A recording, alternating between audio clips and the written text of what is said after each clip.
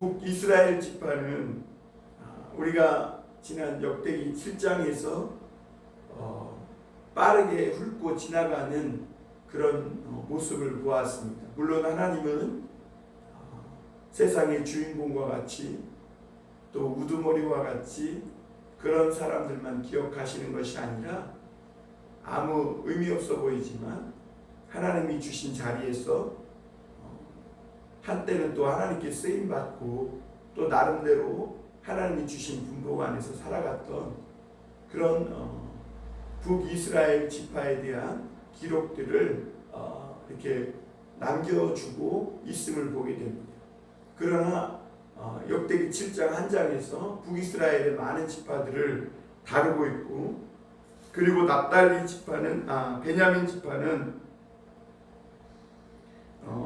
이제 그럼에도 불구하고 8장에서 이 40절을 할애해서 이 다루고 있음을 우리가 오늘 보게 됩니다. 그러니까 이 북이스라엘 지파 중에는 이 단과 스불론 지파는 다루지도 않고 언급조차 안 하고 있음을 우리가 볼 수 있는데요. 그러니까 이 이스라엘의 12지파가 야곱의 아들들 아닙니까?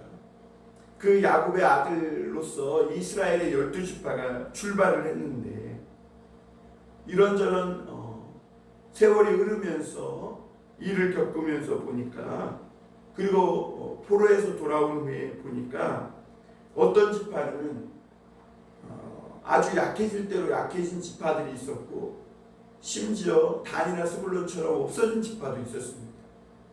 그런가 하면 또 어떤 지파는 오히려 그 포로기 이후에 보니까 더 번성하고 더 강해진 지파들이 있음을 보게 됩니다.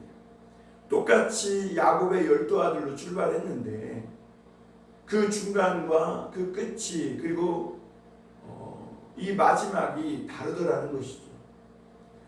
왜 이런 결과가 나왔을까? 어떤 지파는 강성하게 출발했음에도 불구하고 그 중간에서 약해지고 또 끝을 가보니까 아예 없어진 지파 또 있는가 하면, 반대로 어떤 지파는 굉장히 약하기 시작했는데 금방 사라지고 없어질 것 같은 지파였는데, 이 중간을 지나 포로에서 돌아온 후에 그 수를 계수해 보니까 굉장히 강성해지고 또 용사들과 또 그 지파의 수가 번성한 그런 지파도 있었다는 겁니다.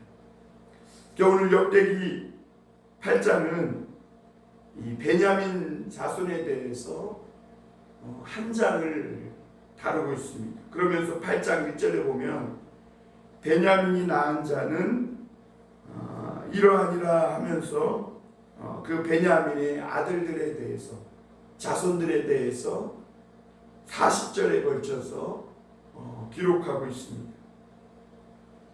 여러분, 우리가 잘 알다시피 베냐민은 야곱의 12아들들 중에 마지막 막내 아들입니다. 라헬이 이 베냐민을 낳다가 죽었죠. 그만큼 이 베냐민은 막내 아들로 태어나면서 어머니가 죽고, 또 그래서 야곱이 굉장히 슬퍼하며 또 한편으로는 이 베냐민 지파 막내를 끔찍하게 여긴 아들이기도 합니다. 그러나 여러분, 역대기의 좁고 마지막을 장식하는 지파가 이 베냐민 지파라는 거에 대해서 우리가 생각해 볼 필요가 있습니다. 왜 영적으로 이 장자의 역할을 이었던 유다 지파나 아니면 현실적인 장자 역할을 담당했던 요셉 지파, 이런 굉장히 특권을 받았던 이런 지파들이 이 이스라엘 족보의 마지막을 장식하지 않고 이렇게 약했던, 그래서 금방 사라져 없어져 버릴 것 같았던 이 베냐민 지파가 왜 포로에서 돌아온 이스라엘 백성들의 족보의 마지막을 장식하고 있느냐 하는 것이죠. 창세기 49장 27절에 보면 야곱이 이 12아들들을 축복하면서 베냐민에 대하여서는 뭐라고 이렇게 얘기해 주고 있냐면, 제가 창세기 49장 27절 읽어드리겠습니다. 베냐민을 물어뜯는 일이라. 아침에는 빼앗은 것을 먹고 저녁에는 움킨 것을 나누리라 그랬어요. 베냐민은 물어뜯는 일이라는 거예요. 그러니까 굉장히 공격성이 강하고 또 난폭하고 그렇다는 거죠. 이 베냐민이 이스라엘의 12아들들 중에 가장 약하게 또 막내로 태어났으니 그 많은 형들의 등살에서 살아남기 위해서 그가 얼마나 생존 경쟁을 해야 했음을 우리가 이 말씀 속에서 볼 수가 있습니다. 여러분, 옛날에 우리나라에도 가족들이 많을 때 자녀들이 많으면 살아남기 위해서 막 밥을 더 잘 먹잖아요.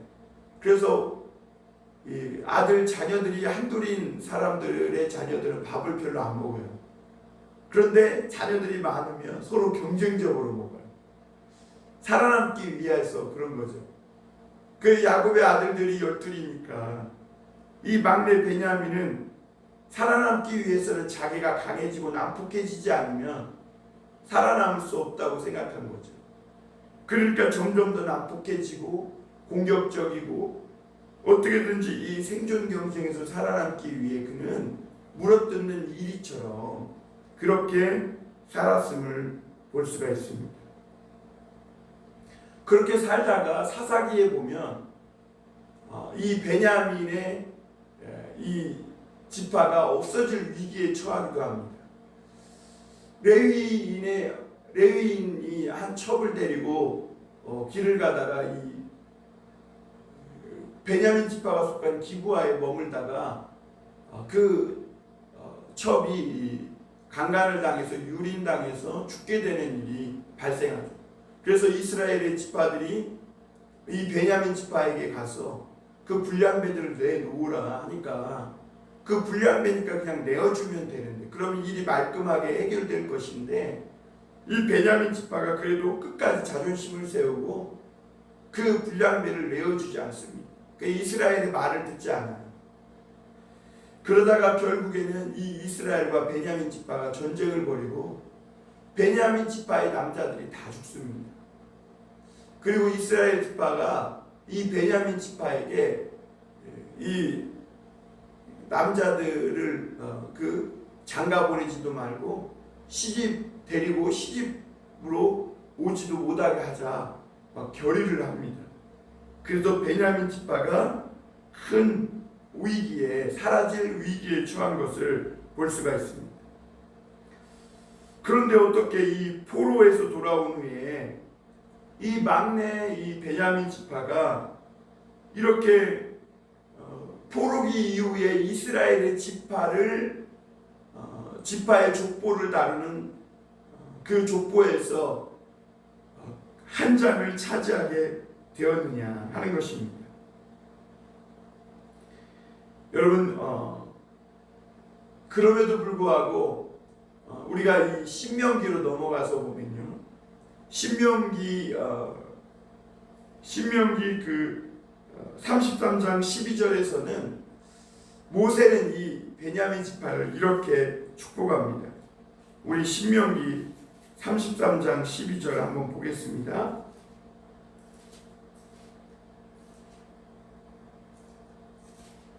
제가 읽어드리겠습니다. 베냐민에 대하여는 일렀을 때 여호와의 사랑을 입은 자는 그 곁에 안전히 살리로다. 여호와께서 그를 날이 마치도록 보호하시고 그를 자기 어깨 사이에 있게 하시리로다.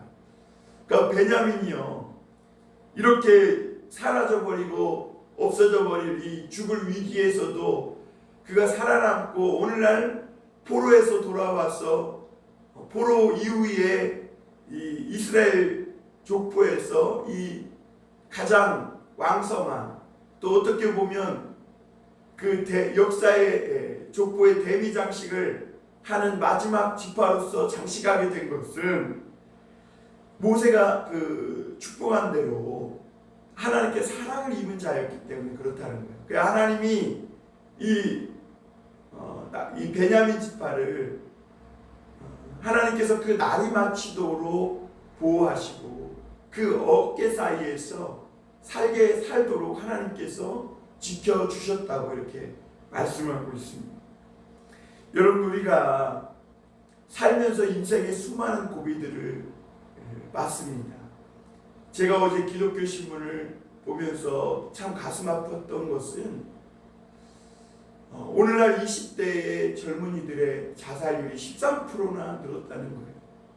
그게 그냥 숫자 13으로 얘기하니까 얼마나 그 많은 젊은이들이 죽는지 감이 안 오지만, 그러나 여러분, 단 1%가 늘었다고 해도 그 1%가 만약 내 자녀들이었다면 여러분 어떻겠어요? 여러분, 수많은 이 젊은이들이 이렇게 죽어가는 거예요. 참 안타까운 것이죠. 여러분, 그러나 여러분, 이런 위기 속에서 그들이 하나님의 사랑을 깨닫고 또 하나님께 소망이 있음을 알았다면, 그리고 이 복음을 듣고 예수님을 알았다면 그들이 그런 쉽게 자기 목숨을 끊지 않는 그런 사람들이 되지는 않았을까. 참 어떻게 보면 헛된 것 같은 그런 후회를 또 안타까움을 갖게 되었습니다. 그런데 여러분, 이 베냐민 지파는 막내이고 그런 수많은 위기를 겪으면서 이 하나님의 은혜 속에, 사랑 속에 또 안전히 거하며 그 어깨 사이에서 하나님의 지키심과 보호하심 속에 살아남았다고 말합니다. 그리고 그 베냐민 지파가요, 이렇게 번성하게 될 수 있었던 것을 이 열왕기상 12장 21절에서 보면 이 북쪽 이스라엘 지파가요, 그 솔로몬 왕으로 인해서 남유다와 이 북이스라엘로 갈라질 때에 북이스라엘 10지파가 이 솔로몬 왕의 아들인 르호보암을 배신합니다. 그리고 10지파 북이스라엘로 갈라지게 됩니다. 그런데 희한하게 그때 이 베냐민 지파는 이 솔로몬 왕의 아들인 르호보암을 배반하지 않고 거기에 남습니다. 그래서 남유다 왕국에 이 유다 지파와 함께 이 베냐민 지파가 남유다를 이루게 되는 것을 보게 됩니다. 그때 이 열왕기상 12장에 보면 하나님은 스마야 선지자를 통해 하나님의 말씀을 주십니다. 감동을 주시면서 하나님께서 이 남유다의 등불을 끄지 아니하시고 하나님께서 이 남유다 지파를 번성케 하시겠다고 축복해 주시는 말씀을 보게 됩니다. 그리고 오늘 우리가 읽은 이 역대상 말씀의 12장으로 넘어가 보면요, 다윗이 이 기스의 아들 사울 왕으로 인하여 시글락에 숨어 있을 때에 이 베냐민 지파가 이 시글락에 있었던 이 다윗과 그 일행들의 모든 이 아내와 자식들이 잡혀가 가지고 어려움 중에 있을 때에 베냐민 지파가 이 다윗을 도우러 옵니다. 그것이 12장 16절 18절에 나오는데요, 제가 읽어드리겠습니다. 베냐민과 유다 자손 중에서 요새에 이르러 다윗에게 나오매 다윗이 나가서 맞아 그들에게 말하이르되 만일 너희가 평화로이 내게 와서 나를 돕고자 하면 내 마음이 너희 마음과 하나가 되려니와 만일 너희가 나를 속여 내 대적에게 넘기고자 하면 내 손에 불의함이 없으니 우리 조상들의 하나님이 감찰하시고 책망하시기를 원하노라 하며 이렇게 말합니다. 그 위기 때에 그렇지 않아도 사울 왕에게 쫓기면서 시글락에 숨어져 있는데 이 모압 자손이 와서 아말렉 자손이 와서 몰래 이 시글락을 불태우고 다윗의 그 일행들의 모든 재산을 빼앗아가고 또 처자식을 붙잡아간 거죠. 그때 다윗이 싸우러 가려고 하는데 베냐민이 나와서 함께 도우고자 합니다. 그때 다윗이 만약 너희가 나를 정말로 돕고자 하는 것이면 하나님이 축복해 주시겠지만 나를 속이고자 하는 것이고 내 대적 사울 왕에게 넘겨주고자 하는 것이라면 만약 너희가 하나님께서 나는 자신은 손에 거짓이 없으니 하나님께 아무런 죄가 없으려니와 너는 그 죄의 값을 받을 것이다 이렇게 말합니다. 그러면서 이 역대상 12장 1절에서는 이렇게 말합니다. 다윗이 기스의 아들 사울로 말미암아 시글락에 숨어 있을 때에 그에게 와서 싸움을 도운 용사 중에 든 자가 있었으니 이렇게 말합니다. 여러분 희한하죠. 이 다윗과 사울은 이 서로 원수 관계였지 않습니까? 사울은 다윗을 죽이려고 쫓아다녔던 왕입니다. 그런데 이 사울 왕이 이 베냐민 자손의 우두머리입니다. 그런데 이 솔로몬 때에 가서 나라가 갈라질 때도 그렇고 다윗이 이 사울 왕에게 쫓기고 있을 때에도 그렇고 베냐민 자손은 다윗을 배반하지 않고 다윗의 곁에 서게 되는 것을 보게 됩니다. 그리고 이 베냐민 지파는 유다 왕가의 족보에 들게 되는 것이죠. 그것이 이 포로에서 돌아왔을 때 베냐민 지파가 강성해지게 되는 그런 하나님의 은혜였음을 우리가 볼 수가 있습니다. 그래서 하나님은 이 모세를 통해서 이스라엘을 이 베냐민 지파를 축복하실 때 너가 여호와의 곁에서 그 안전히 살리로다 그랬어요. 그러니까 이 베냐민 지파가 나라가 갈라질 때 배신하지 않고 또 사울에게 쫓기는 이 다윗이 하나님의 세우신 왕이 될 것에 대한 것을 믿고 그를 배반하지 않고 그를 도와 유다 왕국에 포함이 되었을 때 이 베냐민 지파는 사실 사라지고 없어질 위기였지만 오히려 그 가운데에서 하나님의 사랑을 입고 하나님의 어깨 사이에서 보호하심을 받아 번성하게 됐음을 보게 됩니다. 왜 베냐민만 배신하지 않고 유다와 함께 했느냐? 여러분 사실 아까 앞서도 말했지만 베냐민 지파는 유다 지파의 다윗과는 원수 관계인 지파입니다. 그래서 다윗이 왕이 되면 어떻게 보면 베냐민 지파를 가장 이 경계하고 의심하고 어떻게 보면 억압할 지파가 베냐민 지파죠. 그러나 나라가 망하고 숫덩이처럼 정말 볼품없이 돌아온 이스라엘 중에도 희한하게 이 베냐민 지파만은 오히려 더 강한 그런 용사처럼 활 쏘는 자 또 용맹한 자들이 많은 번성한 지파가 된 것입니다. 오늘 말씀 3절에 보면요.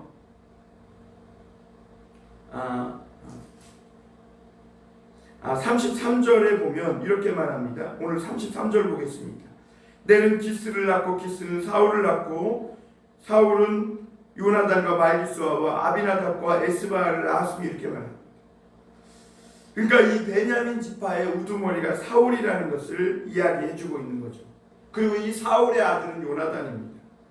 그런데 여러분 이 요나단이 누구입니까? 그가 왕자지만 사울과 다윗 사이에서 아버지 사울, 육신의 아버지 사울을 버리고 하나님이 말씀하신 하나님 아버지께서 말씀하신 다음에 세우고자 하는 이 다윗 왕을 선택한 것을 볼 수가 있습니다.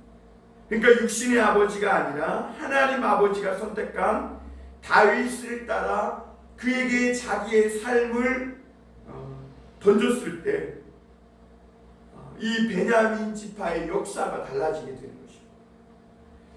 그래서 여러분 사무엘상 18장에 가보면 다윗이 사울왕에게 쫓겨서 정말 이 사울왕의 본심이 어떠한지 알아볼 때 요나단이 이 다윗과 언약을 맺죠. 그래서 요나단의 마음이 다윗의 마음과 하나 되어 자기 생명처럼 이 다윗을 사랑했다 그랬어요. 그리고 언약을 맺었다 그랬어요. 그래서 왕자의 옷을 이 군복이고 칼이고 활이고 이 띠까지 다 다윗에게 벗어주는 것을 보게 됩니다. 그리고 지금은 이 다윗이 사울왕 아버지에게 쫓기는 신세이지만 하나님의 말씀대로 다윗 너가 왕이라는 것을 인정을 하고 그와 더불어 언약하면서 나중에 너가 왕이 될 때에 나와 우리 후손들을 잘 좀 대우해 달라고 부탁하며 언약을 맺습니다. 그래서 다윗은요 자기가 왕이 된 후에 이 요나단의 아들이었던 이 시므이죠. 무비보셋이죠. 무리빨이라고 했던 이 무비보셋을 찾아서 왕의 식탁에서 은혜를 입으며 함께 먹고 마시게 해줍니다. 이 무비보셋은 사울의 집안이 망할 때 그 유모가 이 아이를 살리기 위해서 들고 뛰다가 떨어져서 두 다리를 못 쓰게 되는 이런 장애인이었습니다. 그럼에도 다윗은 이 사울의 집안이 망하고 이 다윗이 왕이 되었을 때 이 요나단과의 언약한 그것을 기억해서 이 베냐민 자손 사울의 집안 그 요나단의 아들인 이 무비보셋을 찾아서 두 다리를 못 쓰는 그 무비보셋 장애인, 어떻게 보면 그 당시 사회에서는 정말 아무도 돌보아 주지 않을 만큼 그런 처지가 되었던 이 무비보셋을 왕의 식탁에 데리고 와서 함께 먹고 은혜를 입는, 그래서 그 자손이 번성하도록 돌봐주고 그 아버지의 모든 포도원과 산업을 무비보셋에게 주는 그런 일들이 있게 되는 것을 보게 됩니다. 그 결과 40절에 보면 오늘 말씀 40절 한번 보겠습니다. 울람의 아들은 다 용감한 장사요 활 잘 쏘는 자라. 아들과 손자가 많아 모두 150명이었더라. 베냐민 자손들은 이러하였더라. 그러니까 베냐민 자손들의 울람이라는 한 이 가정의 자식들을 보니까 다 용감한 자요 활 쏘는 자요 손자가 많아서 150명이었더라. 사라지고 없어질 위기에 처했던 이 베냐민 자손이, 그리고 거칠고 난폭하고 공격적이었던 이 베냐민 자손들이 이렇게 위기와 어려움을 겪으면서 북이스라엘 지파가 아니라 남유다, 다시 말하면 다윗 왕가의 지파를 선택함으로 그가 하나님께 사랑을 입은 자가 되었을 뿐만 아니라 하나님의 어깨 사이에서 지키고 보호하심을 받으면 그 처소에서 그 날이 다하기까지 마치기까지 하나님의 은혜를 입으며 살아온, 그래서 갈수록 번성해지고 강해지는 그런 지파가 되었다는 거죠. 여러분 욥이 뭐라 그랬죠? 시작은 미약하였으나 그 끝은 창대하니라. 그 말씀이 적용되는 지파가 오늘 베냐민 지파인 거예요. 그래서 베냐민 자손은 이렇게 하나님의 군대로 믿음의 용사로 변화가 된 거예요. 공격적이고 살아남기 위해서 난폭하고 그랬던 이 베냐민 지파가, 그래서 물어뜯는 이리와 같던 지파가 이 다윗 왕과 이 예수 그리스도 메시아의 이 족보에 들어옴으로 말미암아 그의 인생은 완전히 변화된 겁니다. 한낱 잠깐 있다가 없어질 그러한 나약한 그런 존재가 아니라 이제는 이 유다 지파에 속해서 이 메시아 그리스도의 지파에 믿음으로 그 예수 그리스도를 믿음으로 말미암아 하나님은 이 베냐민 지파를 다윗 왕과에 묶어 주셨고, 그로 말미암아 이 베냐민 지파는 이제는 공격적인 물어뜯는 일이가 아니라 하나님의 용맹한 군사로, 하나님이 주신 이 용맹함이 이제는 남을 물어뜯고 상하게 하는 그것이 아니라 믿음의 군대로 거듭나게 하셨고, 뿐만 아니라 많은 지파들 중에 존중받고 또 번성하고 자기의 자리에서 하나님의 사랑과 은혜 속에 안전히 거하며 그 날이 마치기까지 하나님의 보호하심을 받으며 번성해가는 그런 지파가 되었다는 것이죠. 여러분, 그 아들이 무비보셋이라고 해요. 장애인이에요. 어떻게 이 장애인이 하나님의 군대로 활 잘 쏘고 용감한 군인이 될 수 있습니까? 하나님이 하시면 되는 것이죠. 이 베냐민 지파를 통해 우리 하나님이 얼마나 역전의 하나님이신지를 보여주고 있는 거예요. 여러분, 그들이 배반하지 않고 하나님의 택하신 이 왕 메시아 예수 그리스도를 다윗을 택하는 그 믿음의 편에 섰을 때에 하나님께서는 베냐민 집안의 가문을 역전시켜 버린 겁니다.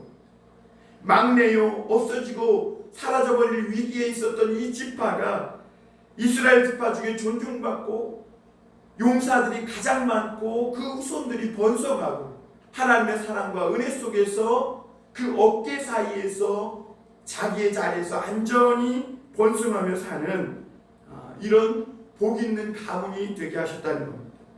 아무 의미 없는 이 전뚝발이 인생을 의미 있는 새로운 삶, 축복의 삶으로 하나님께서 역전시켜 주신 것이죠.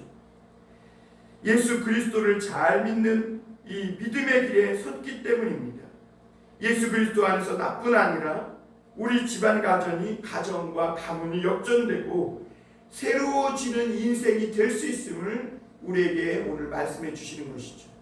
여러분, 저와 여러분들의 삶이 이 베냐민의 집안처럼, 이 베냐민의 가문처럼 그러한 삶이 되고 그러한 가정이 되고 역전되어 번성하고 또 하나님의 축복 속에 은혜 속에 사랑을 입은 자같이 축복받으며 살아가는 집안이 되시기를 주님의 이름으로 축원합니다.